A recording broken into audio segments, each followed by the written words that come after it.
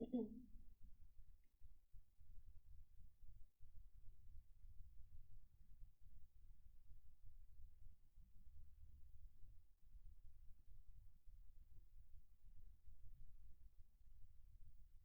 वाला इलस्ट्रेशन करते हैं अभी पहले, illustration 6।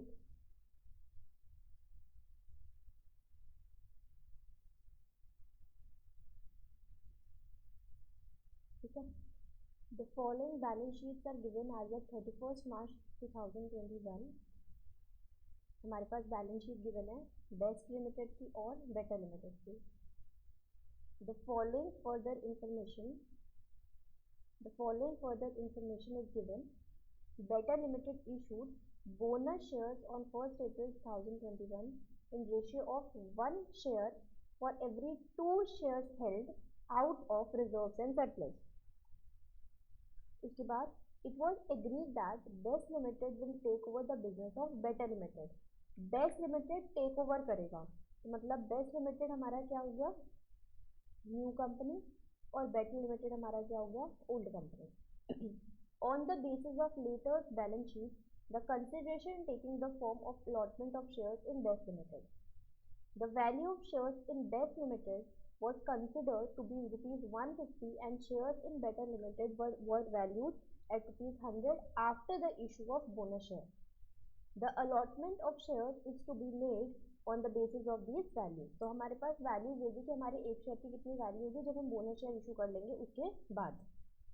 Liabilities of Better Limited included 1 lakh due to Best Limited from the purchases from it, on which Best Limited made profit of 25% of cost. याद आया ये वाला एडजस्टमेंट किस चीज से रिलेटेड है, किस चीज से रिलेटेड है कि बेटर लिमिटेड के पास जो लाइबिलिटी है ना वो 1 लाख रुपए की ड्यू किसकी है, बेस्ट लिमिटेड की। ये एक कॉन्ट्रा एंट्री हो गई ना, है ना, from the purchases from it on which best limited made profits of 25% on cost. और फिर वो जो परचेज किया था, परचेज करके स्टॉक भी रहा होगा और फिर उस स्टॉक में इन्होंने प्रॉफिट ऐड करके दिया था 25%। ये हमारे वो वाली एंट्री हो गई अनरियलाइज्ड स्टॉक वाली। The goods of 50,000 out of the said purchases remain in stock on the date of above balance sheet. Make the closing ledger in the books of Better Limited and the opening journal entries in the books of Best Limited. Prepare balance sheet as of 1st April 2021 after the takeover. तो इसके अंदर हमें तीनों चीजें करनी है, दोनों की बुक्स बनानी है और बैलेंस शीट भी बनानी है। एक बार सबसे पहले ना इसको समझते हैं, जो लास्ट वाला पॉइंट है। इसके अंदर क्या लिखा है, इसके अंदर क्या लिखा है कि liabilities of Better Limited included 1 lakh due to Best Limited for the purchases from it on which Best Limited made profit.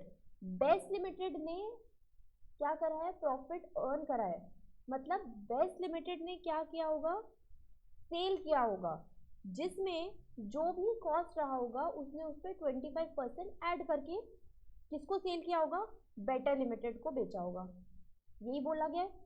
And the goods of 50,000 of the set purchases remain in the stock. और इसने purchase करा है, इसने क्या करा, इसने cell करा, इसने परचेज करा, ये हमने सेल इसने करा, परचेज इसने करा, ये कैसे आया ये तो समझ में आ रहा है ना। For the purchases on it best limited ने प्रॉफिट अर्न करा और 25% ऑन कॉस्ट, तो बेस्ट लिमिटेड ने ही सेल किया होगा इसको और बेटर लिमिटेड ने परचेज करा। अब यहाँ पर लिखा है जो इसने परचेज करा ना उसके पास परचेज जो करे हुए गुड्स अभी भी स्टॉक में है, जो गुड्स अभी भी स्टॉक में है वो कितने के हैं, 50,000 रुपीज के हैं। ठीक है ना। तो अगर हम ऐसे बोले कि कॉस्ट हमारा x है और उसमें मैं प्रॉफिट अर्न करती हूं अगर 0.25% ऑफ x, तो वो इसने जितने का परचेज करा उतने की वैल्यू आ जाएगी 50,000। इन 50,000 में भी तो कॉस्ट प्लस 25% होगा ना, तो जो भी कॉस्ट है उसका अगर हम 25% करें ऐड तो हमारे पास वैल्यू तो 50,000 ही आएगी। तो हम इस इक्वेशन से क्या x की वैल्यू निकाल सकते हैं, बताओ निकाल के कितनी आ जाएगी x की वैल्यू,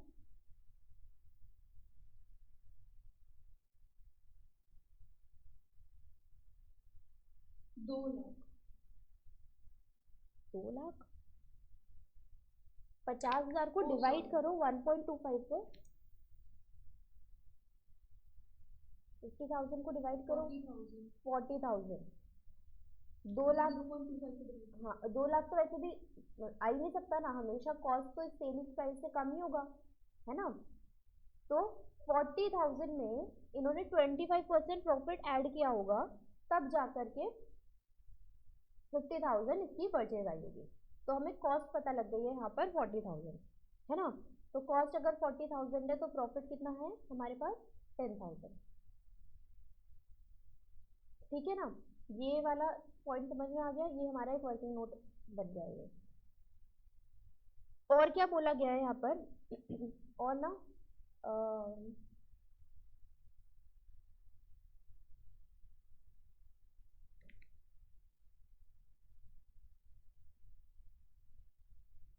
बोनस शेयर इशू करे हैं।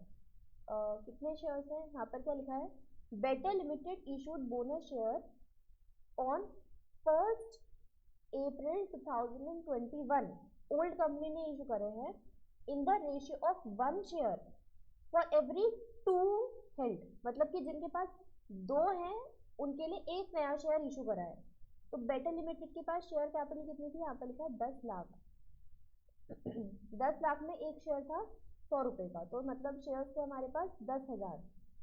10,000 शेयर्स हैं, तो जिनके पास हर 2 के लिए एक नया शेयर इशू करा है, तो यहाँ पर नंबर ऑफ शेयर कितने आ गए?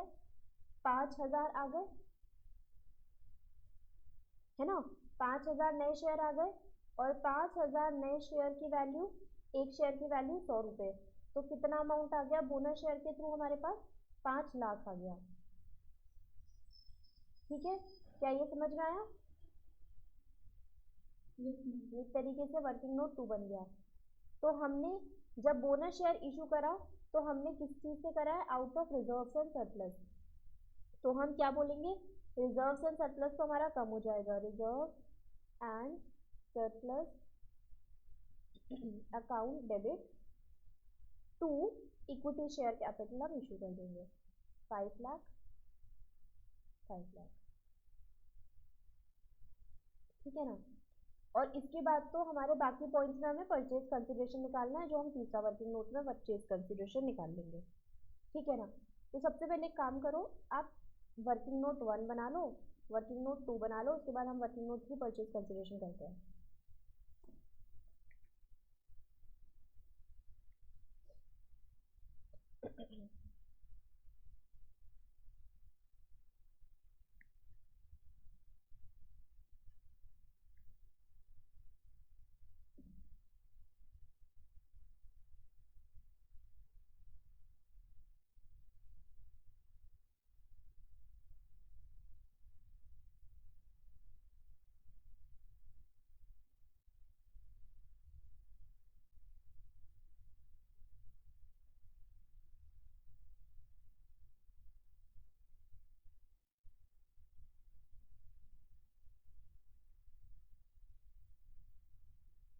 हो जाए तो बता देना, मैं स्क्रीन चेंज करती हूँ।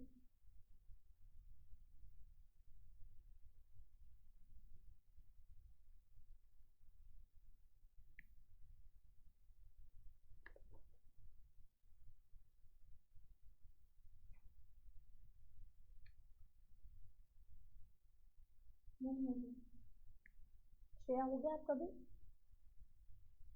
Yes ma'am.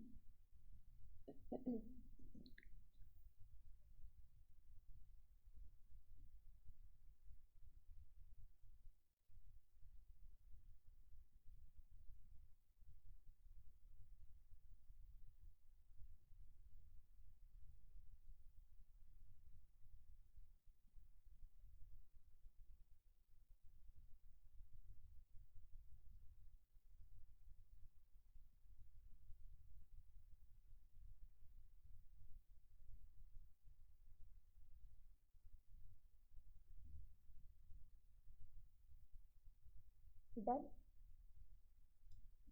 Yes ma'am. Sanjay? Yes ma'am. चलो, अब हमें क्या निकालना है, हमें निकालना है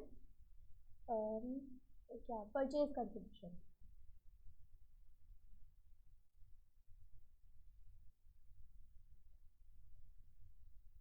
ये वाला पॉइंट तो हो गया। It was agreed that best limited will take over the business of better limited on the basis of latest balance sheet, the consideration taking the form of allotment of share.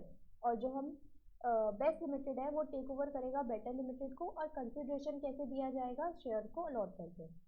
The value, और ये हमारे पास shares की जो हम bonus share issue करने के बाद जो वैल्यू रहेगी वो हमारे पास यहाँ पर भी बता दी गई थी। मतलब बोनस शेयर जब इशू हो गए उसके बाद दोनों कंपनी की वैल्यूज हमें बता दी कि इस कंपनी की वैल्यू इतनी है, इस कंपनी की वैल्यू इतनी है।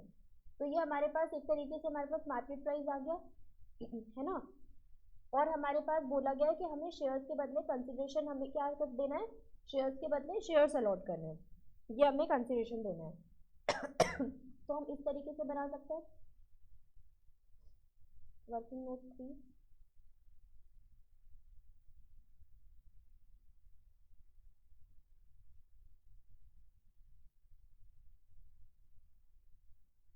Payment to, payment in, working amount.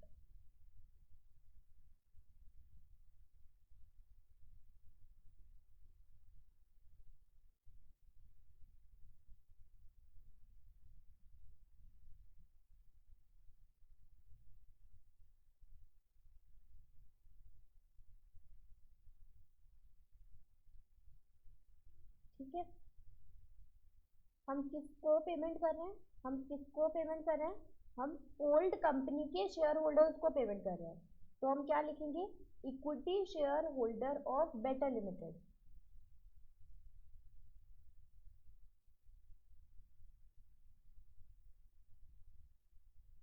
हम किस चीज में पेमेंट कर रहे हैं, हम equity share of best limited में पेमेंट कर रहे हैं। ठीक है, यहाँ पर हमारे पास रेशियो क्या होती थी, old company upon new company. Old company better limited value है 100 और बेस्ट लिमिटेड 150, तो 100 अपॉन 150। ओल्ड कंपनी के पास कितने नंबर ऑफ शेयर्स है, पहले इनके पास 10,000 थे, 5,000 अब और हो गए हैं, तो इनके पास नंबर ऑफ शेयर्स 15,000 हो गए। और इशू प्राइस क्या रहेगा, हमारी न्यू कंपनी का प्राइस रह जाएगा 150। ठीक है, इसको बताओ कितना आ गया, ये इतना आ गया 15 लाख। ठीक है ना, तो परचेज कंसिडरेशन हमारा आ गया 15 लाख।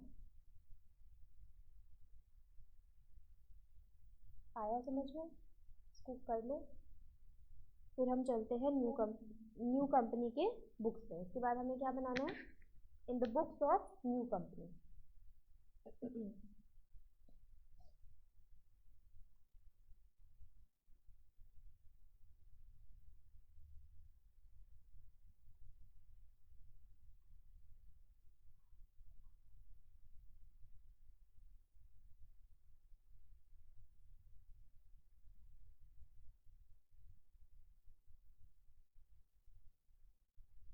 कौन है न्यू कंपनी, बेस्ट लिमिटेड।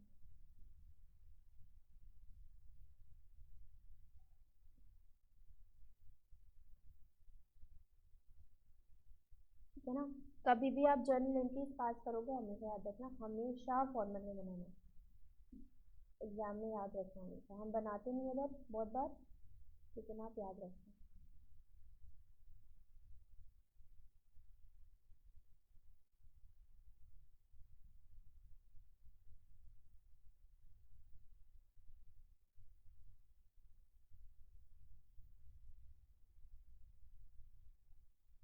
बताओ पहली जर्नल एंट्री क्या होगी, आप बताओ।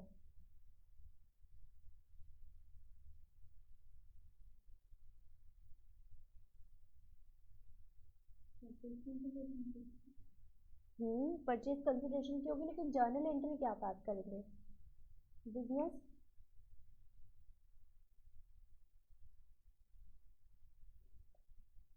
Purchase account debit to liquidator of better limited.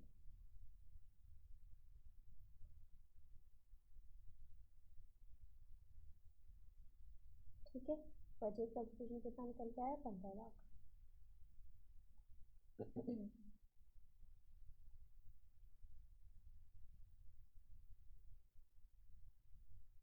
ठीक है, फिर हम सारे एसेट्स लेंगे बुक वैल्यू पे, सारे एसेट्स लेंगे टेक ओवर वैल्यू पे, सारी लाइबिलिटीज लेंगे। बताओ एक एक करके एसेट्स बता दो सारे, ओल्ड कंपनी के एसेट्स देखना, बेटर लिमिटेड के। बताओ पहला एसेट कौन सा है?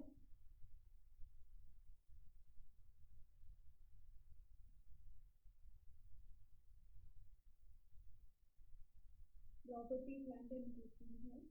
हाँ, पीपीई अकाउंट 15 लाख।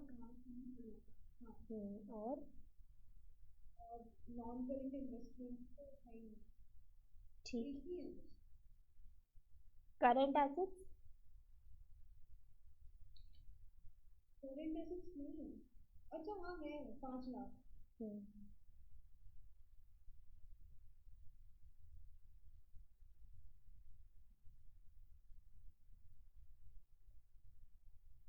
ठीक है, लाइबिलिटीज में क्या है?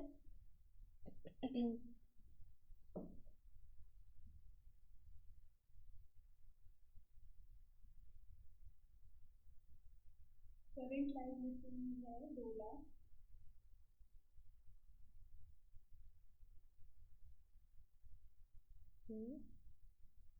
और कोई लाइबिलिटीज नहीं है, तो यहाँ पर और क्या लिखेंगे हम? टू परचेज कंसिडरेशन कितना आ जाएगा? 15 लाख। अब देख लो किस साइड छोटा है किस साइड बड़ा है अमाउंट। इधर आ गया 20 लाख, इधर आ गया 17 लाख, तो इधर आ जाएगा टू कैपिटल रिजर्व।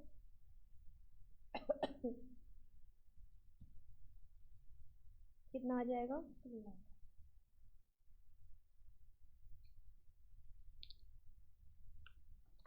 ठीक है,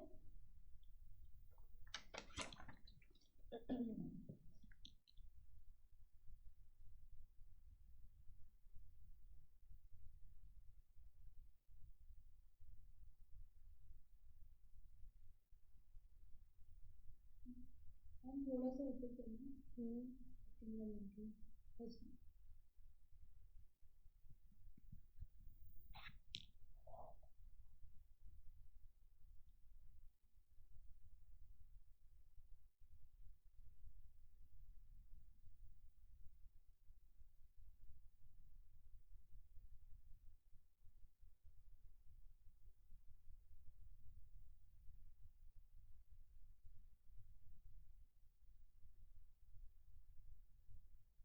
ठीक है, फिर हम लिक्विडेटर को पेमेंट करेंगे।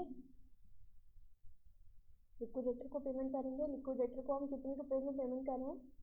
लिक्विडेटर को पेमेंट हम 15 लाख में कर रहे हैं, और यहाँ पर हमने 150 लिखा, और एक शेयर की वैल्यू कितनी थी?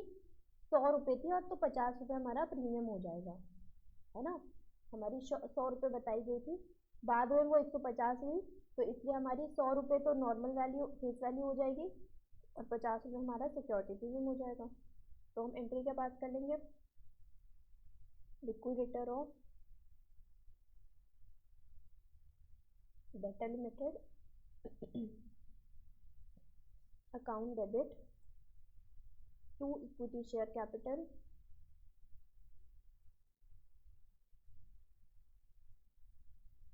To security premium.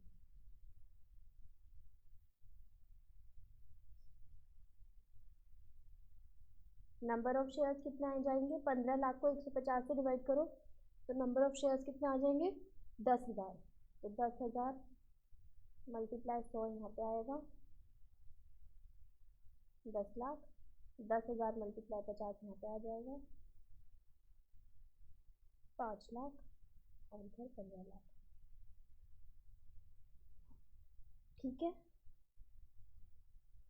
उसके बाद एक के बुक्स में यहाँ पर लिखा था ना, यहाँ पर क्या लिखा था कि liabilities of better limited. Better limited के पास जो लाइबिलिटी है उसके अंदर 1 लाख रुपए किसका है? बेस्ट लिमिटेड का है।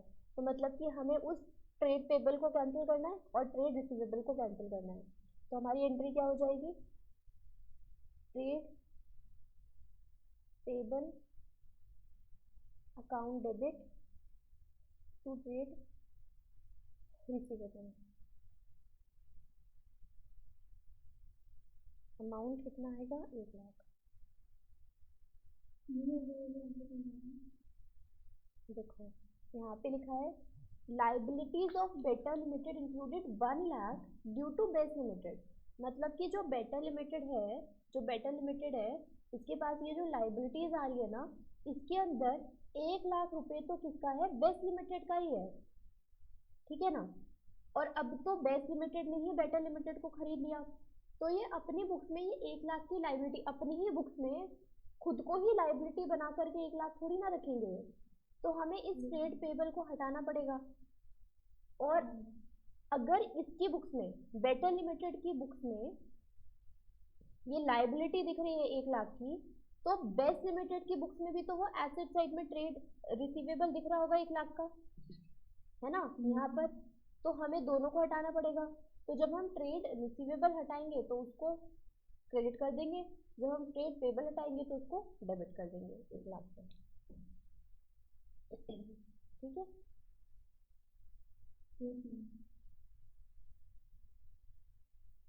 लास्ट एंट्री हमें क्या करनी है? हमने निकाला था कि अनरियलाइज स्टॉक में जो प्रॉफिट आ रखा है 10,000 का आ रखा है, हमने 10,000 रुपये प्रॉफिट आया है, तो हमें इस प्रॉफिट को भी क्या करना पड़ता है? स्टॉक रिजर्व्स के थ्रू हमने एंट्री पास की थी वो हमें हटानी पड़ती है। तो इसके अंदर एंट्री क्या जाएगी? Capital reserve account debit to stock reserve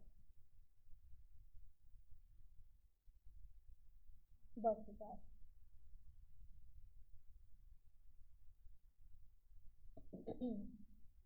है ना। यहाँ पर जो बेस लिमिटेड था, बेस लिमिटेड कौन सी कंपनी थी? न्यू कंपनी थी। और जो बेटा लिमिटेड है वो हमारी ओल्ड कंपनी है ना। यहाँ पर क्या हो रहा है? सेल न्यू कंपनी से ओल्ड कंपनी के पास हो रहा है, न्यू कंपनी से ओल्ड कंपनी के पास हो रहा है। देखो हमने एंट्री लिखी थी,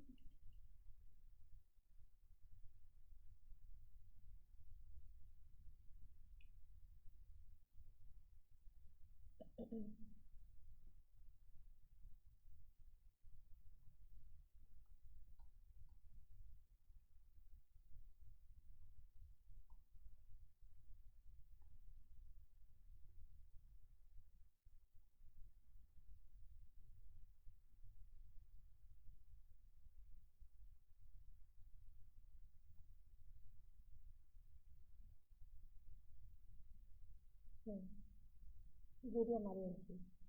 हमने बोला था फॉर कैंसिलेशन ऑफ प्रॉफिट, जो उस स्टॉक के अंदर जो प्रॉफिट रहेगा उसे हम कैंसिल करेंगे।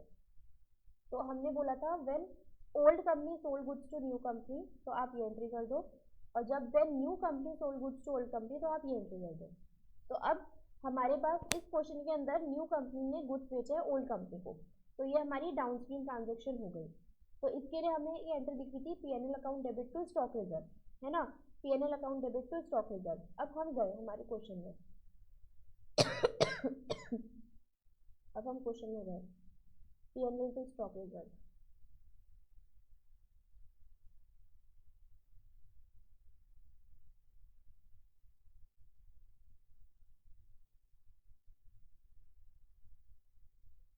यहाँ पर देखो अलग से हमें कोई पीएनएल है ही नहीं, है ना। हमारे क्वेश्चन में तो पीएनएल ही नहीं है, तो पीएनएल हम कर कैसे सकते हैं? यहाँ पर डायरेक्टली रिजर्व एंड सरप्लस दिखा रहता है, लेकिन जब हम एक एंट्रीज और पास कर रहे थे, सारी एंट्रीज पास कर रहे थे, उस टाइम पे हमारे पास कैपिटल रिजर्व हमारे पास आ गया था 3 लाख का। तो जब पीएनएल अलग से नहीं है लेकिन कैपिटल रिजर्व हमारे पास है 3 लाख का, तो हम उसी से हटा देंगे तो हम उसी से हटा देंगे, ठीक है ना। तो आप इसका ऑर्डर, मतलब कि जैसे अगर पीएनएल होता तो आप पीएनएल टू स्टॉक रिजर्व कर लेते, पीएनएल नहीं है तो capital reserve to stock reserve कर लेना, अगर कैपिटल रिजर्व में नहीं है तो simple general reserve to stock reserve कर लेना, ठीक है।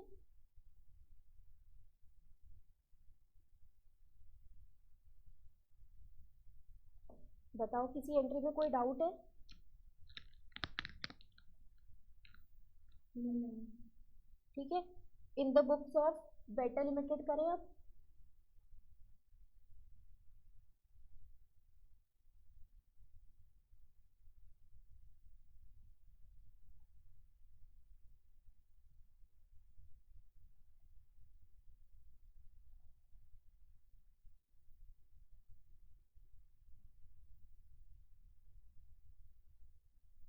इसके अंदर हमें अकाउंट्स प्रिपेयर करने हैं, रियलाइजेशन अकाउंट बना लेते हैं।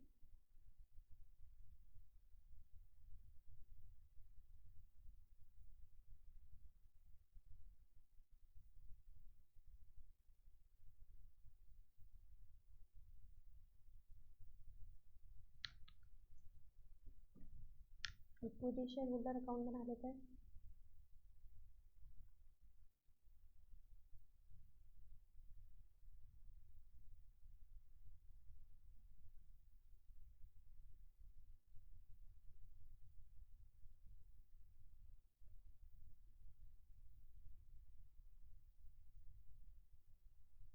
फिर और कैश तो टेक ओवर ही कर लिया, हमारे पास प्रेफरेंस शेयर भी नहीं है इस क्वेश्चन के अंदर, तो बस बेस्ट लिमिटेड का अकाउंट बना देते हैं।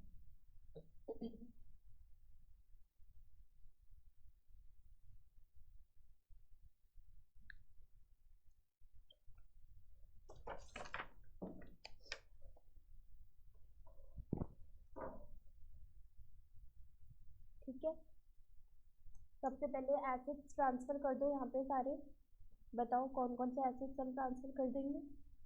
दो ही एसेट्स थे, पीपीई और करंट एसेट, उनको ट्रांसफर कर दो। पीपीई और करंट एसेट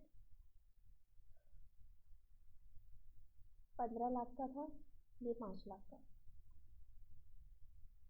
लाइबिलिटीज भी हमारे पास एक ही थी, करंट लाइबिलिटी, तो बाय करंट लाइबिलिटी लिख देते हैं 2 लाख। आपको ये तो पता है ना कि यहाँ पे रियलाइजेशन के डेबिट साइड पे हम एसेट्स क्यों लिखते हैं और फिर रियलाइजेशन के क्रेडिट साइड पे हम लाइबिलिटीज क्यों लिख रहे होते हैं जब हम ट्रांसफर करते हैं? इसका मतलब ये समझ में आया कि आया कैसे यहाँ पे? Yes ma'am. Ranjan? Yes ma'am. हाँ ठीक है, तो और क्या लिखना होता है हमें? जो हमने परचेज कंसिडरेशन देना है, purchase consideration by best limited को 15 लाख, तो बेस्ट लिमिटेड की बुक्स में हम लिख देंगे टू रियलाइजेशन 15 लाख।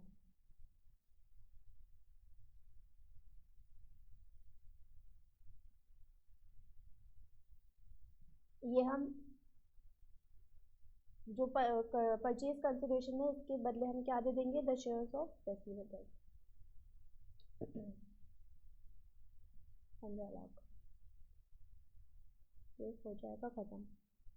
ये बेस्ट लिमिटेड में आया, ये इधर आ जाएगा to shares of best limited 15 lakh. इनके पास पहले से इक्विटी शेयर कैपिटल था, वो हम यहाँ लिख लेंगे 15 लाख का, और रिजर्व सरप्लस था यहाँ आ जाएगा 3 लाख का। अब सबसे पहले हम रियलाइजेशन अकाउंट को बैलेंस करेंगे। रियलाइजेशन अकाउंट को बैलेंस करके बताओ कितना आ रहा है? इधर आ गया 20, 17, 3 लाख। तो वो कहाँ जाएगा? By equity share holder account में, तो इधर आ जाएगा टू रियलाइजेशन 3 लाख, और ये बैलेंस हो जाएगा।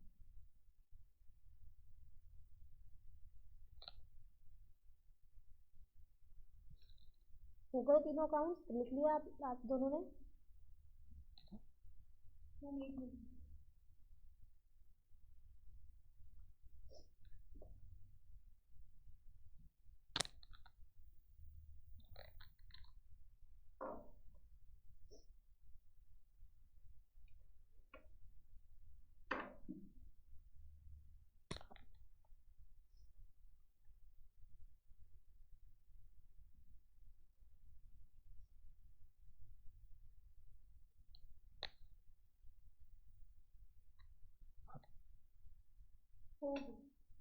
डन। बेस्ट लिमिटेड का account.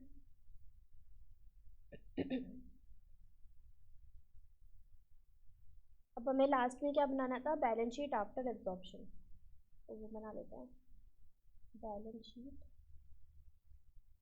Of best limited.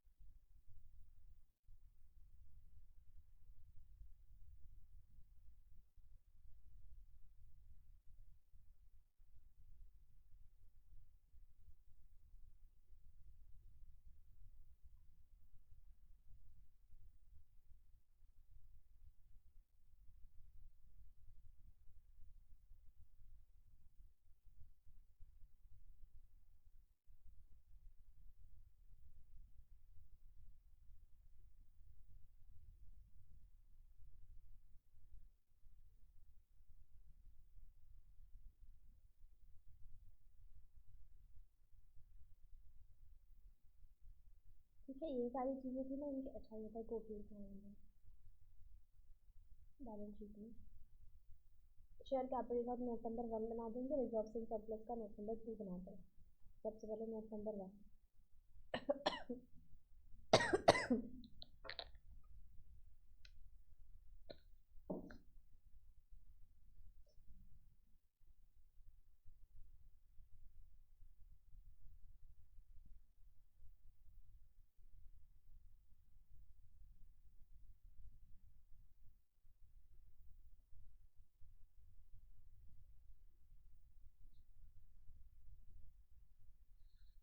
Equity share capital कितनी है बताओ, कितने शेयर्स है हमारे पास?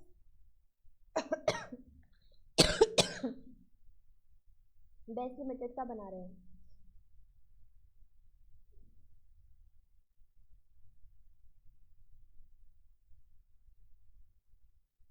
10,000 शेयर्स थे ना। ठीक है। 10,000 क्या?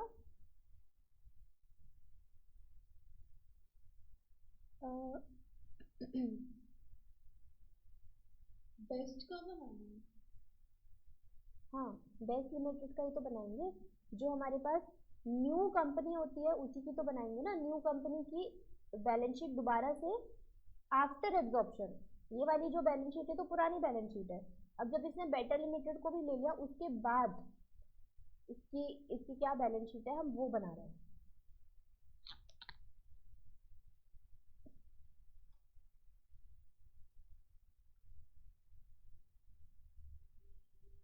ठीक है। तो यहाँ पर कितने शेयर थे इसके पास, पहले से कितने शेयर थे, सबसे पहले तो वो देखो 20 लाख वैल्यू है 100 रुपये एक शेयर का। तो यहाँ पर इसके पास पहले से कितने शेयर थे, 20,000।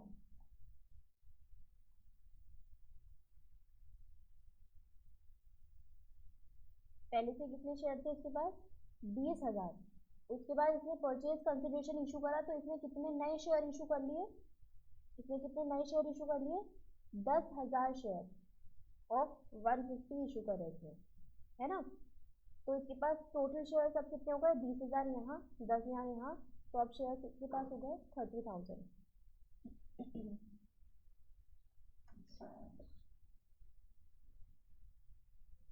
30,000 शेयर्स ऑफ ₹100 ईच। कितना आ जाएगा ये, 30 लाख।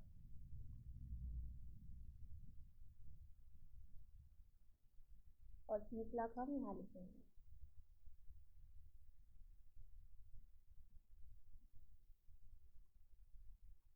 क्या ये समझ में आया।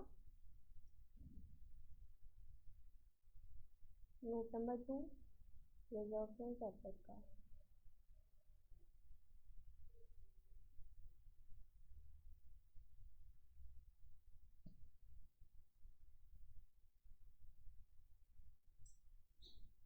रिजर्व्स एंड सरप्लस के अंदर हमारे पास एक तो कैपिटल रिजर्व आ गया है,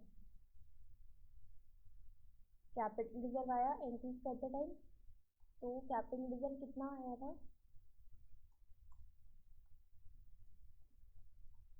इसकी अमाउंट कितनी आई थी, 3 लाख। 3 लाख में से हमने यूज भी कर लिया 10,000 का, तो हमारे पास कितने का रह गया, 2,90,000 का।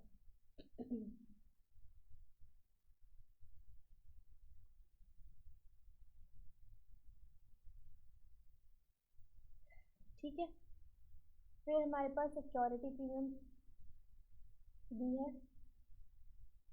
हमने 10,000 शेयर पे 50 रुपये का सिक्योरिटी प्रीमियम है, 5 लाख का।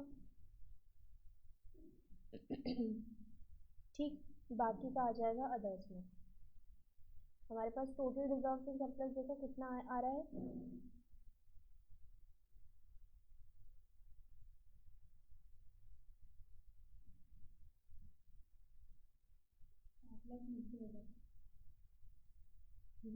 एक सेकेंड, 10 लाख यहाँ पर है ना, और एक्स्ट्रा वो बाकी का हो गया जो आया हमारे पास नया, और पहले से हमारे पास कितना था, 10 लाख। तो यहाँ पर अदर्स आ जाएगा 10 लाख। तो यहाँ पर कितना आ गया टोटल, 17,90,000 का रिजर्व। जो रिजर्व होता है ना, वो इस वाले मेथड में, क्योंकि हम इसको इस वाले को अलग से नहीं लेकर के आ रहे होते हैं, हमने देखा है ना जर्नल एंट्रीज में हम इसको नहीं लेकर के आ रहे होते हैं। तो जब हम मर्ज करेंगे बैलेंस शीट, जब हम बैलेंस शीट बनाएंगे इस मेथड में आफ्टर एब्जॉर्प्शन, तो हम इसको नहीं काउंट करेंगे, हम कुछ और अलग से नया आ रहा है, जैसे कि इस वाले क्वेश्चन में कैपिटल रिजर्व आया है और सिक्योरिटी प्रीमियम आया, उनको लिखेंगे, और जो हमारे पास न्यू कंपनी रहेगी उसका रिजर्व लिखेंगे। ठीक है, और इन सबको ऐड करके हमारे पास आफ्टर एब्जॉर्प्शन का रिजर्व से सरप्लस आ जाएगा 17,90,000।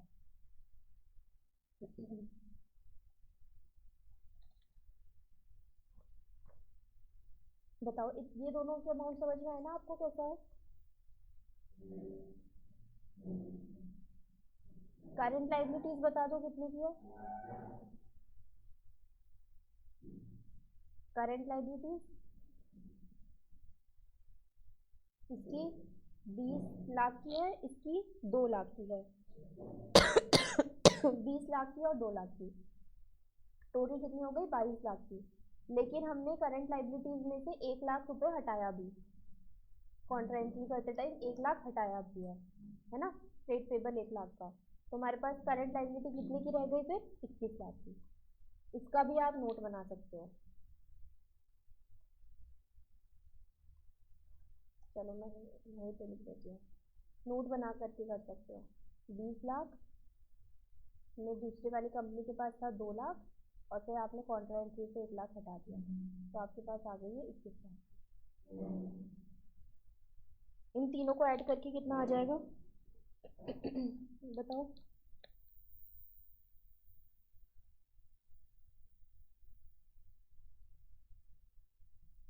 ठीक है। उसके बाद पीपीई, पीपीई की वैल्यू बता दो दोनों को ऐड करके कितनी कितनी है, बताओ देखिए। पीपी इसका 25 है, इसका 15 है, तो टोटल कितना हो गया 40।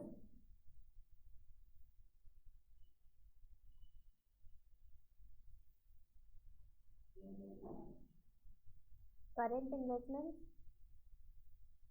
यहाँ पर 5 दिया था, 5 से आ जाएगा 5 लाख। उसके बाद करेंट एसेट इधर है 20, इधर है 5, 20 + 5 और 1 लाख का हमने हटाया था, तो ये आ गया 24 लाख। अब इन तीनों को टोटल कर लो, 45 लाख प्लस और भी था क्या करेंट एसेट।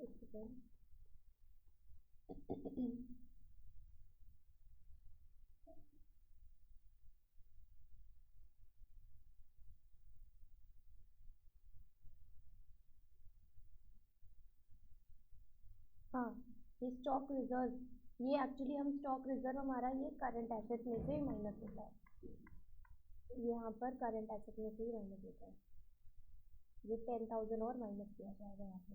तो 20 लाख + 5 लाख माइनस 1 लाख माइनस 10 लाख, तो ये कितना आ जाएगा 23,90,000। ठीक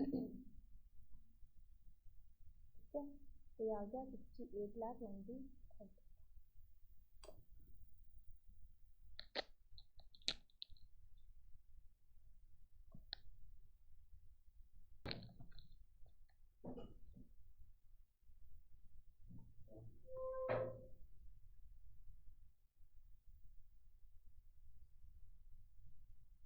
हो गया कंप्लीट आप दोनों का?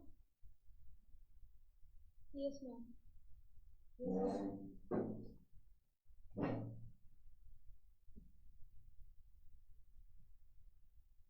Illustration 7.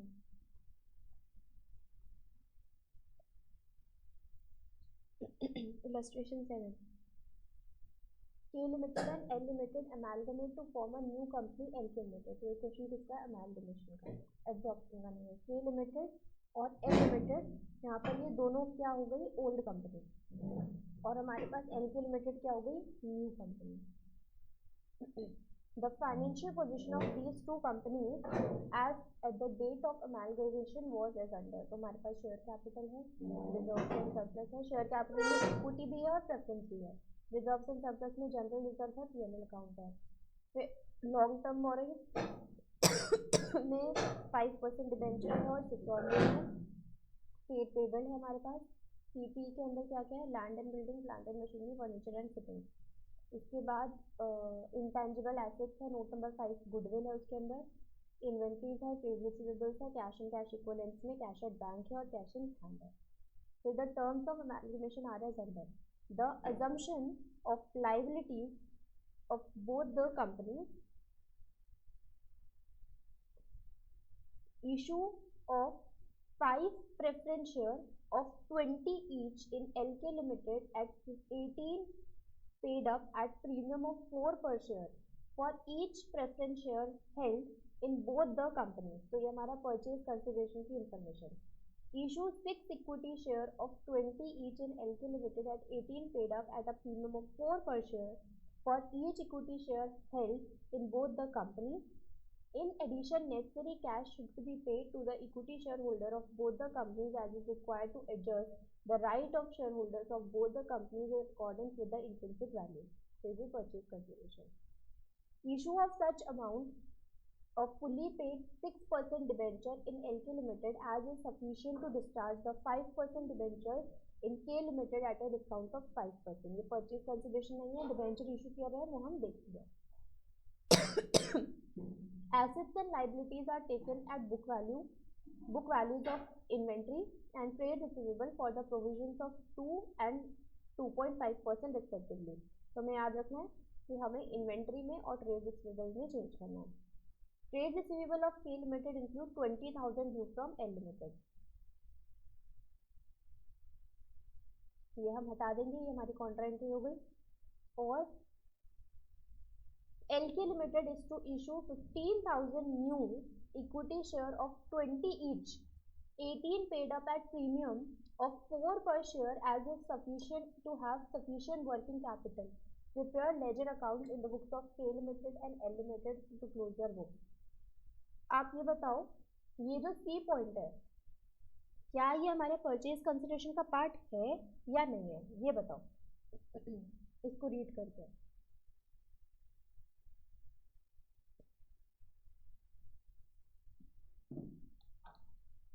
No ma'am. क्यों, ऐसा क्यों नहीं है? मुझे इसलिए लग रहा है क्योंकि ये एलके लिमिटेड जो भी है वो इशू कर रहा है, पर वो जो ओल्ड कंपनी उसको तो नहीं कर रहा है। हाँ, क्योंकि वो जब एमालगमेशन हो गया उसके बाद वो अपने नए इक्विटी शेयर इशू कर रहा है एलके लिमिटेड, और ये न्यू कंपनी इशू कर रहा है।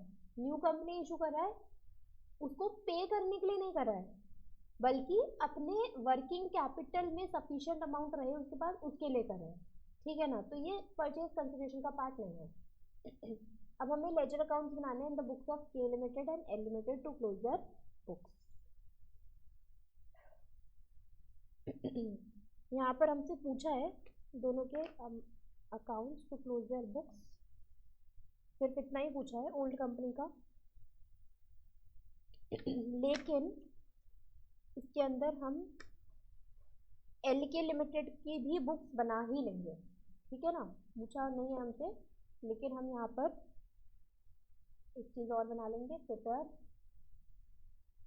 या पास journal entries, pass journal entries in the books of L K limited. ठीक है, वर्किंग करना शुरू करते हैं।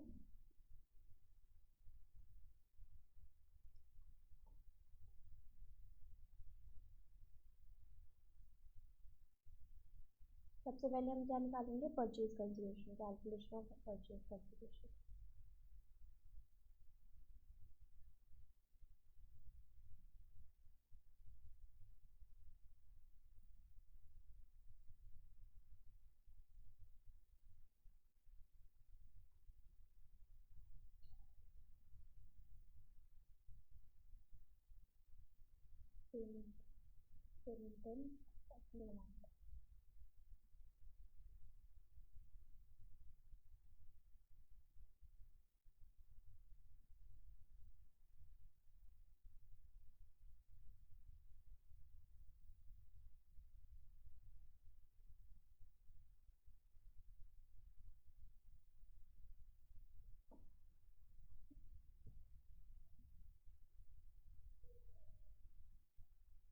पहला पॉइंट था हमारा परचेज कंसिडरेशन का कि issue 5 preference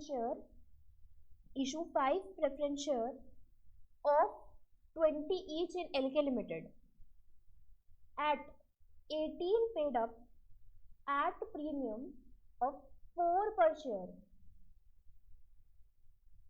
for each preference share held in both the company।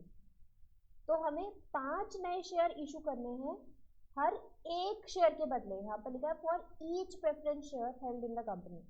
हमें कितने नंबर ऑफ शेयर, पहले तो प्रेफरेंस शेयर कितने नंबर है पहले से तो वो देख लो। सबसे पहले ना अच्छा आपको याद है हमने एक क्वेश्चन करा था एमालगमेशन का, जिसके अंदर 2 ओल्ड कंपनी थी और एक न्यू कंपनी थी।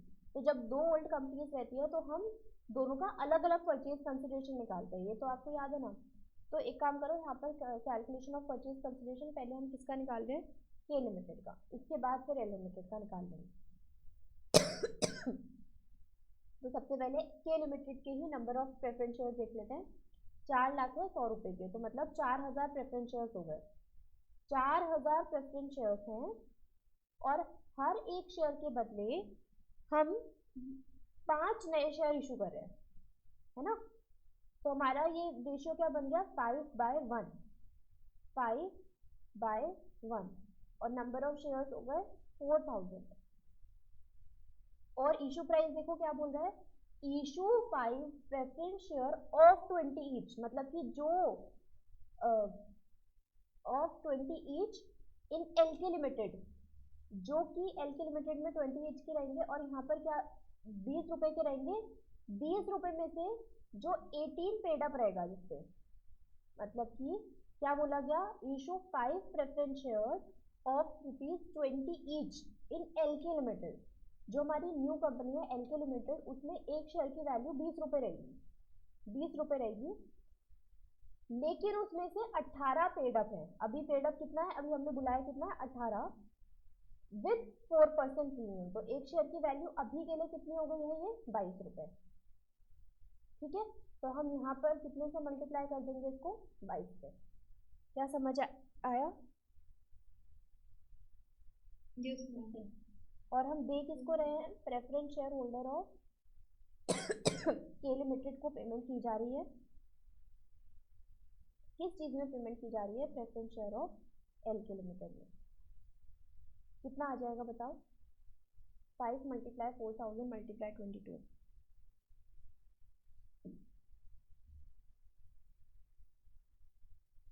40,000। दूसरे पार्ट में हम क्या कर रहे थे, इशू 6 इक्विटी शेयर। चलो हमने इतना करा है तो एक काम करते हैं, प्रेफरेंस शेयर का ही इधर इक्विटी शेयर वगैरह कर लेंगे। एक टेबल और नीचे बना लेते हैं थोड़ा गैप छोड़ के। कैलकुलेशन ऑफ परचेज कंसिडरेशन, यहाँ पर हम निकालेंगे एल लिमिटेड का।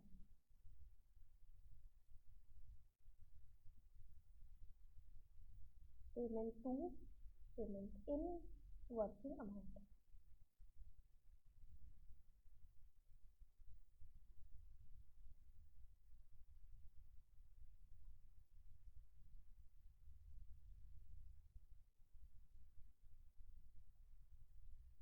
ठीक है, हम preference share holder of L limited को पेमेंट करेंगे।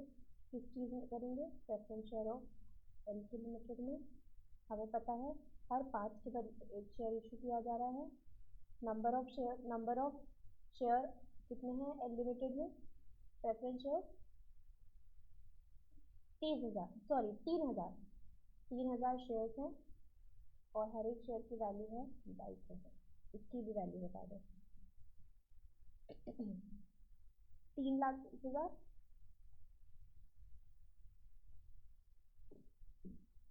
लिख लिया आपने यहाँ तक?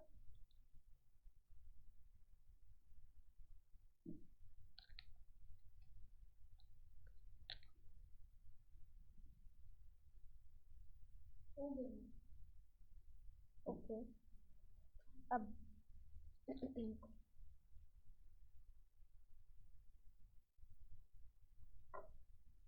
इसके बाद issue 6 equity share of 20 each in NK limited.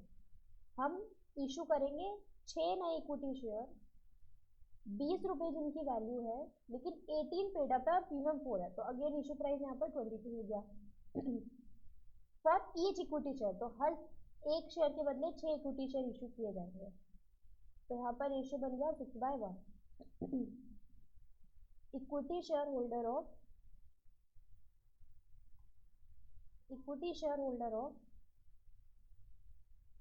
के लिमिटेड को पेमेंट कर रहे हैं equity share of L K limited में 6/1। Number of equity share of K limited बताओ, 8,000 मल्टीप्लाई 20। बताओ कितना आएगा, 6 × 8,000 × 22।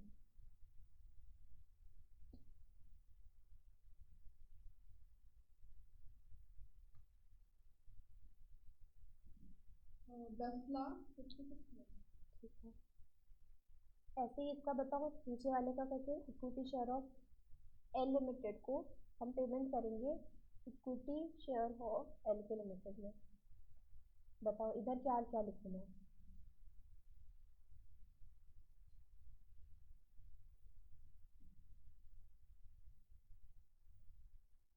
बोलो बोलो, समझ आया ना?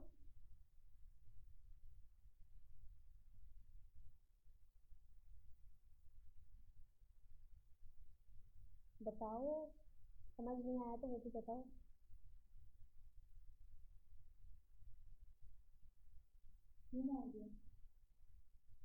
तो यहाँ पे मैं बता, वही तो मैं पूछ रही थी क्या लिख लें, ये बताओ।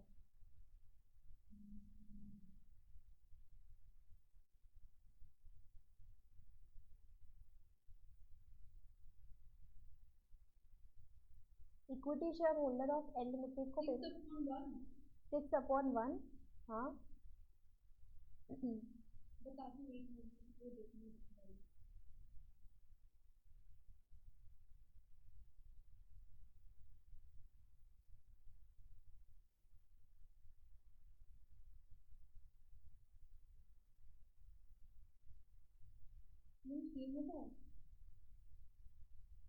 3,000, ठीक है 3,000 मल्टीप्लाई बाय 22। बता दो अब इसकी वैल्यू।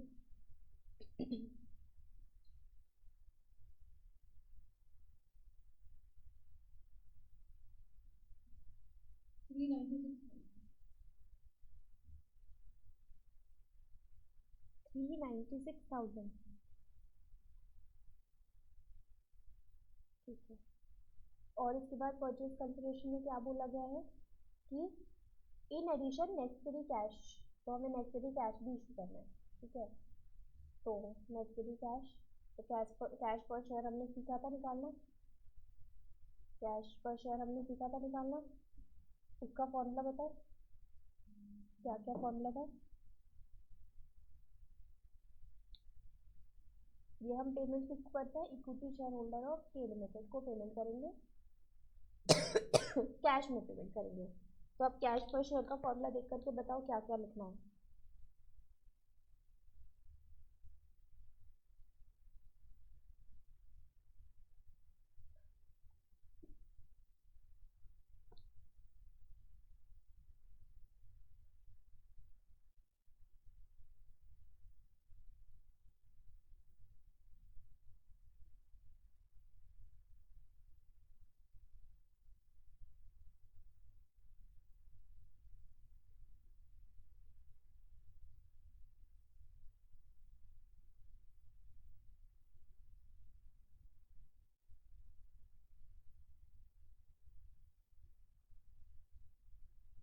मिला कैश पर शेयर का फॉर्मूला।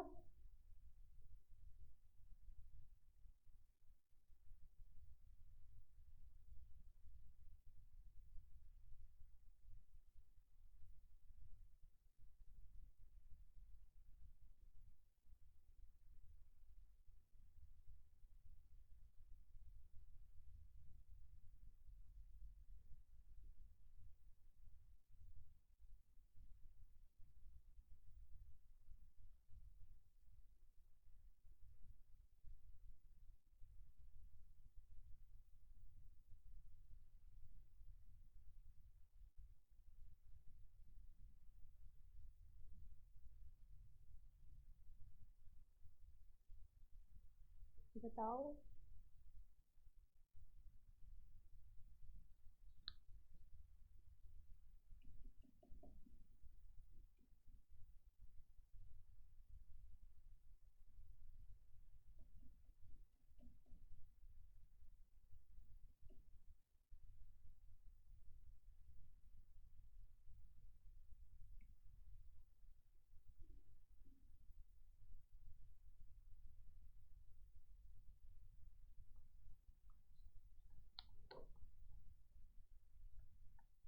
ये रहा कैश पर शेयर का फॉर्मूला, याद आया आपको। ये रहा, हमने एग्जाम्पल्स में भी तो किया था ये, आप भूल कैसे गए। यहाँ पर फॉर्मूला क्या था, share surrender upon value of old company minus share obtain multiply share of new company upon share surrender, ठीक है। ये फॉर्मूला मैं पूछ रही थी तब से।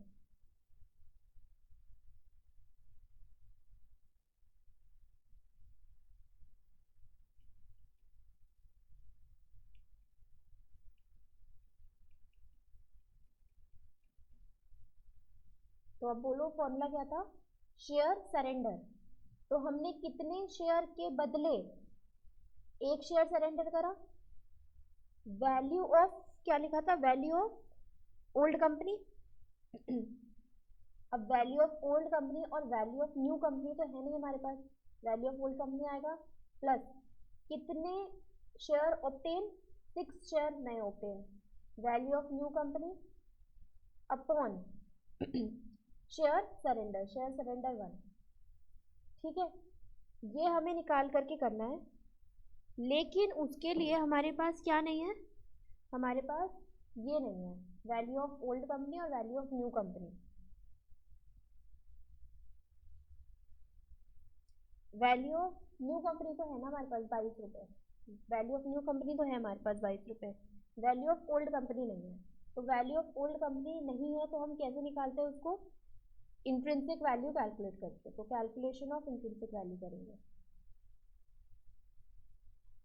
क्या अब समझ में आया?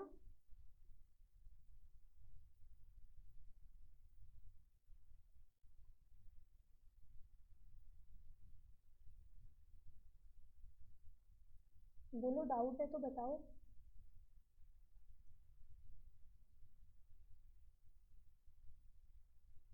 ए लिमिटेड का भी निकालेंगे, एल लिमिटेड का भी निकालेंगे। ठीक है, इंट्रिंसिक वैल्यू कैसे निकालते हैं, सारे एसेट्स लिखेंगे, उसमें से सारी लाइबिलिटीज माइनस कर देंगे। तो एसेट्स की वैल्यू बताते जाओ, तो बताओ पहला एसेट कौन सा है हमारे पास, देख के बताओ उससे।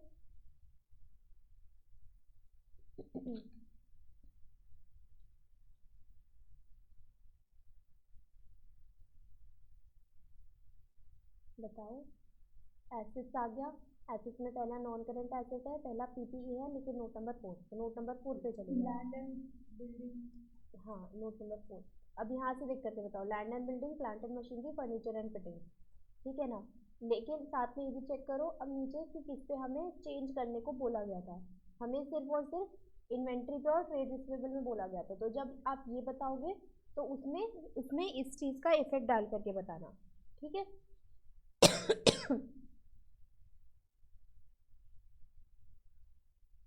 तो land and building, land and building की वैल्यू बताओ, के लिमिटेड की कितनी है, 4,50,000 और 3 लाख, क्या यही है, बोलो। हेलो, बताते जाओ, ये ठीक लिखा ना मैंने, 4,50,000 और 3 लाख कितनी है लैंड एंड बिल्डिंग की yes value. Ma'am, yes ma'am. Plant and machinery की वैल्यू बताओ,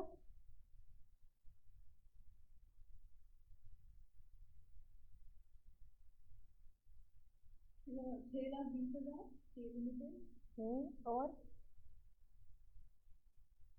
5 लाख 5 लाख, ठीक है। उसके बाद क्या है, furniture and limited 5 lakh. Fitting, ठीक है। फर्नीचर एंड फिटिंग्स में क्या आएगा, 60,000 और 20,000 है,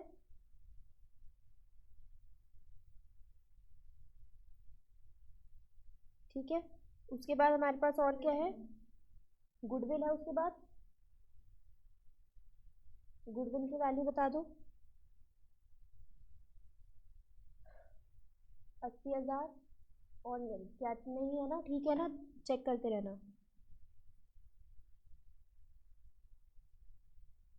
उसके बाद हमारे पास कैश एट बैंक है,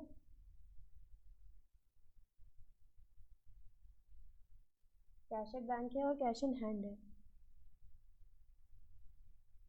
41, एक सेकेंड, ठीक है। कैश एट बैंक है और कैश इन हैंड है, इन दोनों की वैल्यूज बता देना, 1,20,000 और 55,000।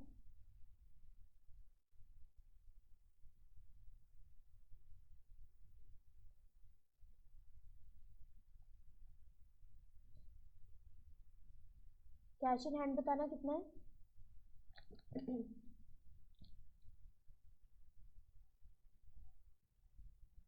मैम हाँ मैम हाँ हाँ बोलो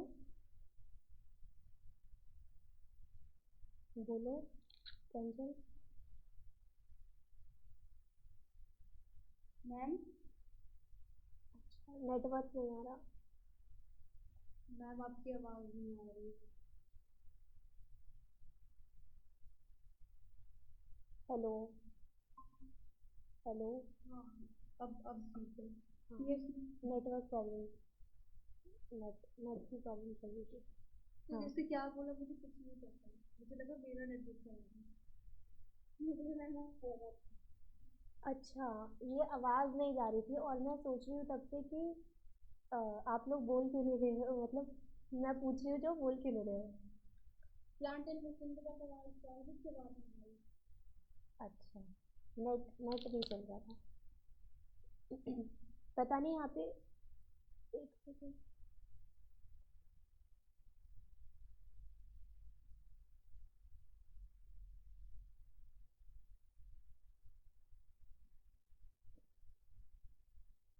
जो कोचिंग का वाईफाई है वो कनेक्ट नहीं हो रहा है इससे, तो मैंने अपने फ़ोन के वाई फ़ोन के नेटवर्क से कनेक्ट अब किया अभी हुआ भी नहीं आ रही आवाज, फिर होगी है।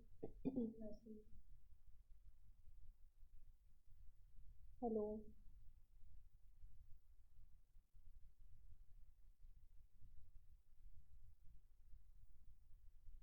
हेलो, अभी आ रही है? Yes ma'am. जो कोचिंग का वाईफाई पता नहीं क्यों बंद हो जा रहा है, मैंने वैसे अपने फ़ोन के वाईफाई से भी कनेक्ट किया है, पर ये डिसकनेक्ट कनेक्ट ऐसे हो रहा है।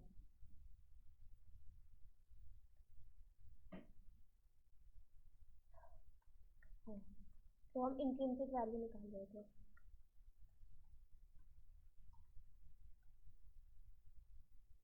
तो कैश एट बैंक हो गया, कैश इन हैंड की वैल्यू एक बार बताना कितनी कितनी है।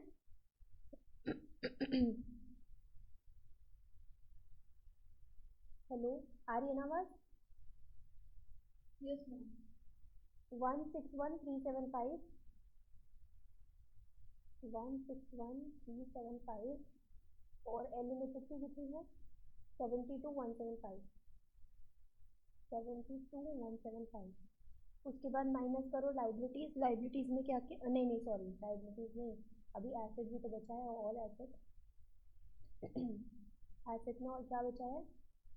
इन्वेंट्री और ट्रेड रिसीवेबल बचा है। इन्वेंट्रीज, इन्वेंट्रीज है 2,25,000 की।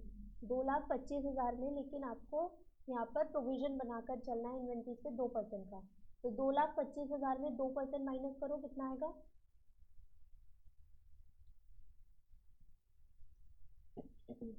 2,25,000 में 2% माइनस करो, कितना? 20,700। 2,20,500। ऐसे ही इसमें भी माइनस करके बताओ कितना आएगा अनलिमिटेड में?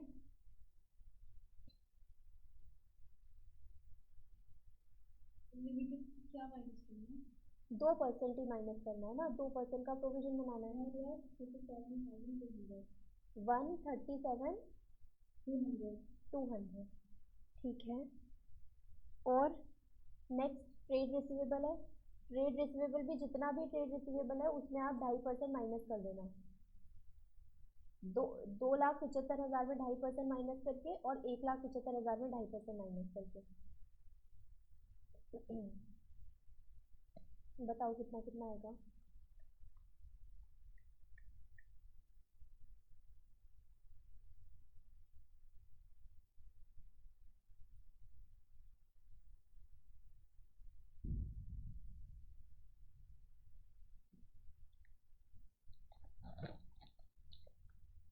मैम, हम्म आपने ये जो, एक सेकंड, ये जो लिखा है कैश इन हैंड, हम्म वो वो टोटल वैल्यू तो नहीं है ना? कैश इन हैंड यहाँ पे तो 41,375 है।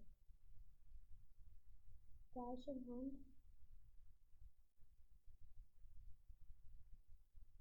कैश इन कैश इक्विवेलेंट है ना, नोट नंबर 6 इतना और इतना। तो हमने इसको वो करके लिख दिया, ये दोनों लिख दिए ना हमने।